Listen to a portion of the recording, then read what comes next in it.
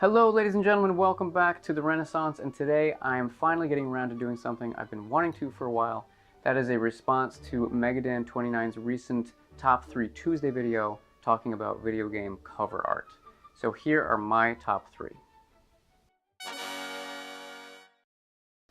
Okay, so my number 3 on this list goes to Wizards and Warriors on the NES.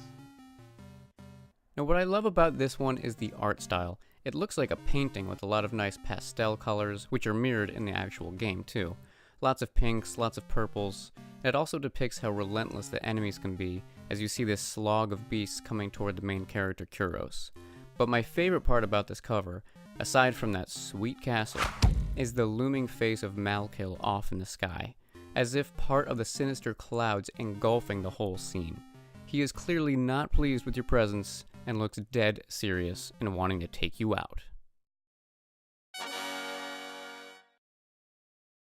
Okay, so my number 2 may throw you a bit, as it is not an NES game. It is actually a PC game, and that game is King's Quest IV: The Perils of Rosella. And this is a very special game to me because it's really the first adventure game I ever played.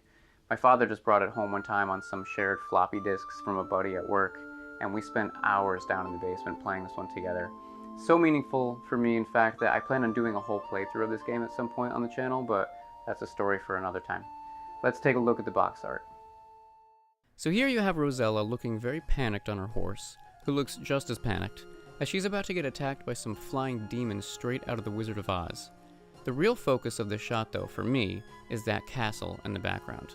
Now, as you may know, I have a slight obsession with old castles, and this may be the first one that ever really spoke to me, as it sits dangerously close to the cliff's edge and conveys a real sense of grandiose adventure and beauty and possibly doom. This game actually had an alternate box art shown here, but I only have memories of the first one. And that's probably a good thing too, because had I seen this one as a boy of these two very seductive women about to engage in some sort of physical altercation, I may have had my hormones thrown out of whack a little prematurely. And my number 1 pick for this list, we're heading back to the NES Legacy of the Wizard. Shocker, I know. If you know anything about me, you know that I absolutely adore this game, but I actually really like the cover art too. And what I find so cool about it is that in one simple shot, it conveys so much information to the viewer if they're just willing to give it some thought.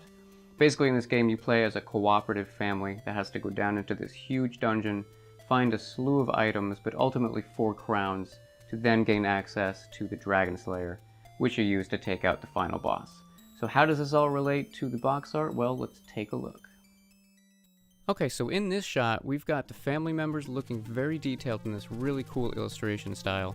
The hulking father Zem, the mother Mena in her flowing cape, son Roas wielding the aforementioned Dragon Slayer sword, shimmering and almost giving off a plume of power, and my favorite part, the daughter Lil, pointing at something out of frame and gaining the rest of the family's attention, as if she's just spotted something of great importance.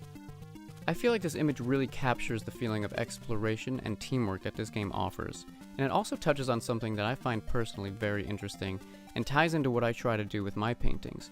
It translates what the actual game looks like, which, let's be honest, it's a bit of a blocky 8-bit game, as most NES games are, and shows us what this scenario could look like if it actually existed.